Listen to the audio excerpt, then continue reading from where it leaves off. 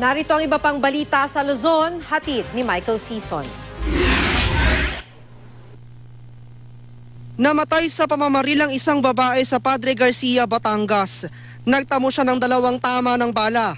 Ayon sa pulisya, nasa salon ng biktima at 2 anak nito nang pumasok ang isang lalaki at pinagbabaril ang biktima. Nakatakas ang sospek na nakilala ng pulisya sa tulong ng mga saksi. Inaalam pa ngayon ang motibo sa krimen. Namatay rin sa pamamarilang isang babae sa barangay Kibaol sa Lingayen, Pangasinan. Nagtamo siya ng tama ng bala sa leeg. Base sa investigasyon, nanananghalian sa loob ng kanyang tindahan ng biktima nang dumating ang 2 lalaki.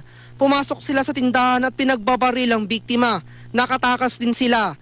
Inaalam pa ang pagkakakilanlan ng mga salarin at ang motibo nila. Namatay sa pamamarilang isang retiradong guro sa Curimaw, Ilocos Norte. Nagtamo siya ng 6 na tama ng bala. Base sa investigasyon, pauwi na ang biktima kasama ang 4 niyang kaanak sakay ng tricycle lang mangyari ang krimen. Sinabayan sila ng 2 lalaking nakamotorsiklo at pinagbabaril ang biktima. Nakatakas ang mga sospek pero nakilala na sila ng pulisya. Wala namang nasugatan sa mga kasama ng biktima. Namatay ang isang matandang babae sa Bantay, Ilocos Sur matapos mabangga ng bus ang sinasakyang tricycle. Nagtamo ng matinding sugat sa ulo ang biktima. Base sa investigasyon, papunta sa isang misa ang biktima nang mabangga ng bus ang tricycle.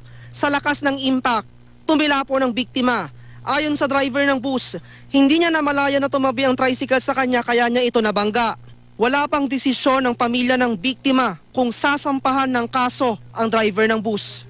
Michael Sison, Nagbabalita, Pilipinas.